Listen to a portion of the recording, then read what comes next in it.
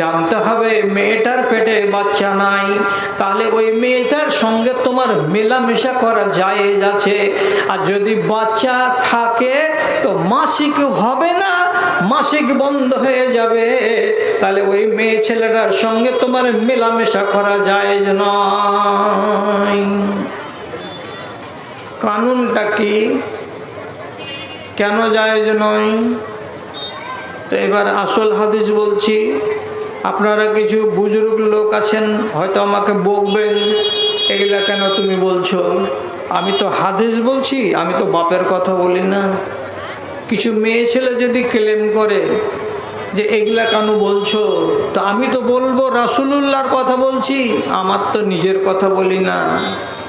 কথাটা কেন নিষেধ হলো? আল্লাহ পাক নাই বলছেন, লা ইয়াহিল্লু লিমরিন ইউমিনু বিল্লাহি ওয়াল ইয়াউমিল আখির আন ইয়াসকিয়া মাহু যারা গায়রিহি।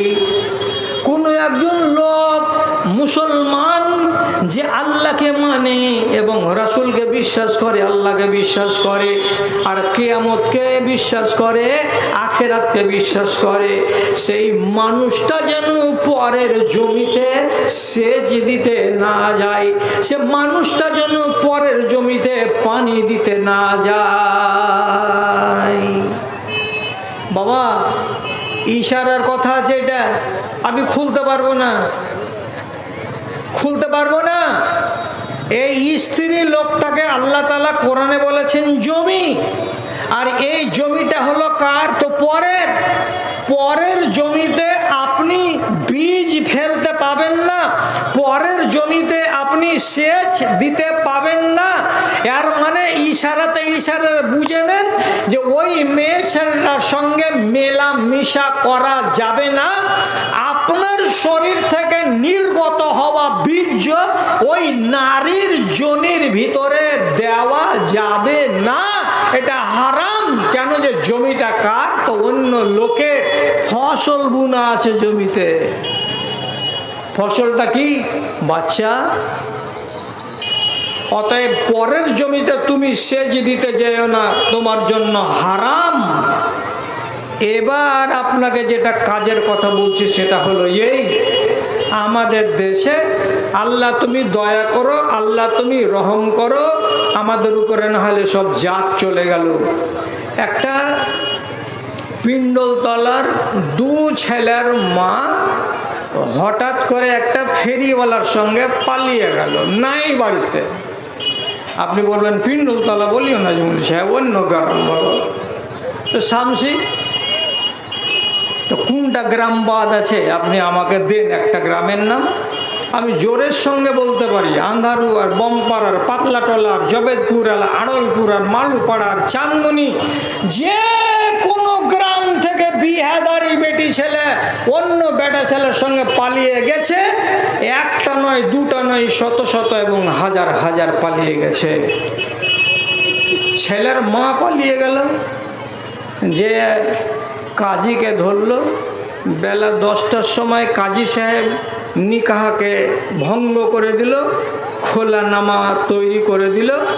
আর 2 ঘন্টা পরে যে ছেলেটা নিয়ে পালালছে ওর সঙ্গে বিয়ে পড়িয়ে দিল, এবার নতুন বউকে সাথে করে নিয়ে ছেলেটা বাড়ি চলে গেল। আল্লাহর কসম খেয়ে বলছি, ছেলেটা হলো লানতি আর মেয়েটা হলো লানতি। কেন? কোনো একটা মেয়ে ছেলে তার স্বামীর কাছ থেকে যতক্ষণ তালাক না নিবে অথবা খোলা না করবে, ততক্ষণ পর্যন্ত অন্য কোনো পুরুষের জন্য হালাল নয়। তালাক দিলে কয়দিন? 90 দিন। আর খোলা করলে কয়দিন? 1 মাস। এইটা পার হবে, তারপরে মেয়েটাকে বিবাহ করা যাবে। তো রাত্রিবেলায় ছিল কার কাছে? তো পিণ্ডলতলার এক যুবকের কাছে। এবার এর কাছে থেকে স্বামী স্ত্রী জীবন কাটালো, আর একদিন বাদ দিয়ে দ্বিতীয় দিন, তৃতীয় দিন আরেকটা ছেলের সঙ্গে বিয়ে করে ওর সঙ্গে শারীরিক সম্পর্ক কায়েম করলো। ছেলেটা এ রমণীর সঙ্গে সহবাস করলো, পরের জমিতে সেচ দিতে গেল। এটা হলো লানতের কাজ। কেন? মেয়ে ছেলেটি এখনো তার স্বামীর জন্য হালাল হয়ে আছে, এখনো হারাম হয়নি। কেন হারাম হয়নি? কেন হারাম হয়নি? তার স্বামী যদি তাকে তালাক দেয় 90 দিন তার বাড়িওয়ালি থাকবে। আর তুমি তো খোলা করনি, খোলার কথা তো স্বামীকে বলনি। আর স্বামীকে তোমার মোহরানা ফেরত করার পরে তুমি তো স্বামীর কাছ থেকে ছাড়ান চাওনি। তো না জানিয়ে, না বলে, মোহর ফেরত না দিয়ে রাতারাতি মন মতো পালিয়ে গেলে একজনের সঙ্গে আর তাকে বিয়ে করে নিলে, এটা বিয়ে হবে না, এটা নাজায়েজ। আর যতদিন তুমি তার কাছে থাকবে ততদিন লানত লানত লানত লানত তোমার উপরে হবে। একটা হচ্ছে, দুটা হচ্ছে, কতগুলো হচ্ছে কি, 2 ছেলের মা 1 মাস থাকার পরে ঘুরে বাপের বাড়ি চলে আসছে। আসার পরে তখন খালি ফুসুর ফুসুর করছে, লাইন ফোনে ফোনে কথা বলে বলছে আমি আমার আজ্ঞার স্বামীর কাছে চলে যাব। ও যদি হাঁকে গছে তো আমি চলে যাব। আজ্ঞার স্বামীকে বলছে তুমি কি ওকে গছবে? তো একেও আল্লাহ রাব্বুল আলামিন এমন পেশাব খাকা মুসলমান করেছে, যেমন ওর বাড়িওয়ালি হলো মুদ খাওয়া মুসলমান, তেমনি ওর স্বামীটাও হলো পিসাব খাকা মুসলমান। আরে তোর কপালে জুতা মেরে দিয়ে তোর বাড়িওয়ালি চলে গেল, আর একজনের সঙ্গে তালাক নিল না, খোলাও করলো না। 1 মাস থেকে ওর গৃহস্থালীকে আবাদ করে দিয়ে আর ওর ঘরের ভেতরে শুয়ে থাকা ওর ছাপ্পের খাটে থেকে ওর নিজের জমিতে সেচ দিয়ে নিয়ে ফের আবার তোকে এসে বলছে যে আমার স্বামী যদি ঘুরিয়ে নেয় তো আমি চলে যাব। তো কহায়া নেই। আর যে লোকটা বলছে যদি চলে আসে আর মুলবি মৌলানারা যদি কহে যে ঘুরিয়ে নেওয়া যাবে তো আমি ঘুরিয়ে নিয়ে নেব। আরে হারে হারে, হাই রে ছাছড়ার, হাই রে ছেঁচড়ি রে। দুনিয়াতে যেমন তুমি তেমন হলো বেটা ছেলে, যেমন বেটা ছেলে তেমনি হলো বেটি ছেলে। এদের আইন নাই, এদের কানুন নাই। গরু ছাগল ভেড়ার মতো যখন মন হলো এর কাছে আছি, যখন মন হলো ওর কাছে আছি। এটাই হলো ইসলাম। আপনি বলেন ইসলাম আপনার আগে আগে চলছে না ইসলামের আগে আগে আপনি চলছেন? ভালো করে লক্ষ্য করে দেখবেন। গোড়াতে আপনাকে একটা কথা বলেছি, ইসলাম আগে আগে হাঁটবে, আপনি ওর পেছনে পেছনে হাঁটবেন, তাহলে আপনি মুসলমান। আর ইসলাম যদি আপনার পেছনে পেছনে হাঁটে আর আপনি আগে আগে ইসলামকে বলেন এদিকে, আমি যেদিকে হাঁটছি এদিকে আয়, তাহলে এটার নাম মুসলমান নয়, এটার নাম ইসলাম নয়। আল্লাহ আপনারও হেফাজত করে, আল্লাহ মা বোনেদেরও হেফাজত করে।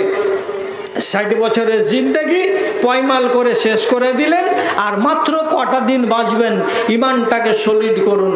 শুধু একটাই কথা বলছি আপনাদেরকে, কি হিসেবে তোরা দিবি সেই দিন, কি হিসেবে তোরা দিবি সেই দিন, ভেবে কর মাথা নিচু।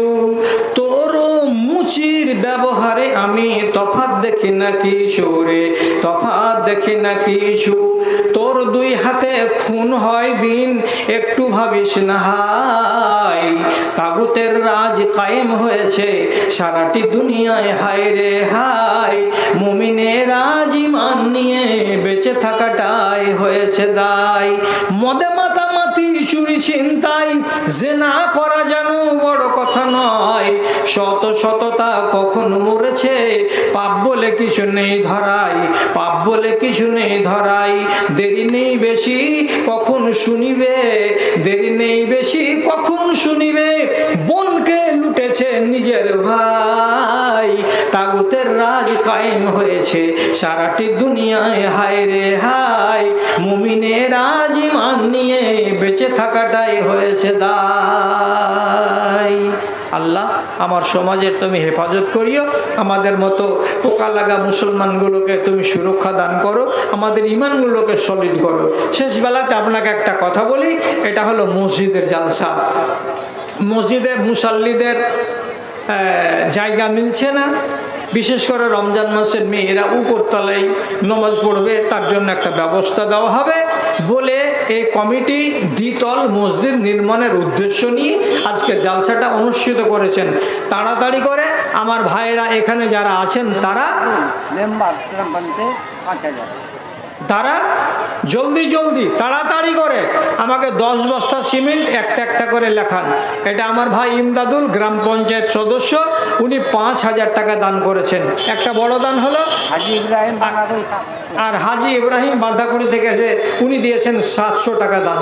মাশাআল্লাহ, আলহামদুলিল্লাহ, জাযাকাল্লাহ, আল্লাহুম্মা সাল্লি আলাই, আল্লাহুম্মা বারিক আলাই। তো এ কজন লোক দিলে শুধু হবে না, আপনাদের মধ্য থেকে আমি ডাকছি, দেরি করিয়েন না আমার দাদারা, এটা সাদকায়ে জারিয়া। আল্লাহর ঘরকে দিবেন তো যতদিন ঘরখানা থাকবে ততদিন আপনি সওয়াব পাবেন। আর বেশি কথা বলার নেই। 1 নম্বরে একটা কোনো আল্লাহর বান্দা বলেন তো নিজের মা বাবা আহল আয়ালকে তাদের নিয়েতে 1 বস্তা সিমেন্ট দেবেন, 420 টাকা দাম 1 বস্তা সিমেন্টের। কে আছেন এখানে বসে? হাতটা তুলেন একবার আল্লাহর ওয়াস্তে। নাম কি ভাই? খাড়ো হও, দেখেন তো লোকটাকে চিনতে পারছেন?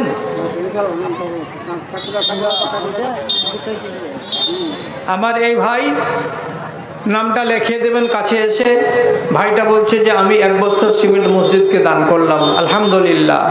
যখন একটা বিসমিল্লাহ হয়ে গেছে তখন ইনশাআল্লাহ তারপরে আর গেলাও হয়ে যাবে। আর একটা এই সামন দিক থেকে একটা কেউ বলবেন, খালি হিসাব করিয়েন না। যে মরণ এ যুগে এসেছে, সকাল হবে কিনা বুঝতে পারবেন না। রাতের বেলায় যেটি টাকাকে গুনে রেখেছিলেন, সকালবেলায় নিজে লাড়াছাড়া করতে পাবেন না। এমন একটা সময় এসেছে। মুস্তফা এই ছেলেটা না, এটা আর একটা মুস্তফা আমার ভাই, উনি বললেন 1 বস্তা সিমেন্ট, আলহামদুলিল্লাহ, মাশাআল্লাহ, জাযাকাল্লাহ। আচ্ছা মা খালারা, আপনারা ধনির বেটিকে এখানে আছেন, ধনির বউকে এখানে আছেন, এবং চাকরিজীবীর বাড়িওয়ালিকে এখানে আছেন। যদি থেকে থাকেন আপনার মা বাপ আহল আয়াল কারোর নামে, ওরা তাকিয়ে আছে আপনার দিকে, 1 বস্তা সিমেন্ট আপনি বলে পাঠান তাড়াতাড়ি করে। 1 বস্তা সিমেন্ট মসজিদের নামে, মসজিদ আল্লাহর ঘর, সেখানে লাগবে, আপনি দেরি করিয়েন না। এই মাত্র আর 8 মিনিট টাইম আছে আমার হাতে, আমার 8 মিনিট হলে টাইম পূর্ণ হয়ে যাবে, আমি চলে যাব। আর কি আছেন আমার দাদারা? এখান থেকে কেউ আছেন যারা বলবেন আমি 1 বস্তা সিমেন্ট লাগাবো? তোমার আদেশে দিন চলে যায়, তোমার আদেশে দিন চলে যায়, আধার নেমে আসে রাতে, কত যে শক্তি লুকায়ে রেখেছো তোমার নিপুণ 2 হাতে, তোমার নিপুণ 2 হাতে। মহাবিশ্বের তুমি যে চালক, মহাবিশ্বের তুমি যে চালক, উড়ুক তোমার জয় নিশান। ওগো আল্লাহ মেহেরবান, আমি গাহি তোমার গান। তুমি আমায় রিজিক দিয়ে বাঁচাও আমার প্রাণ, গো আল্লাহ বাঁচাও আমার প্রাণ। যদি আপনারা আগে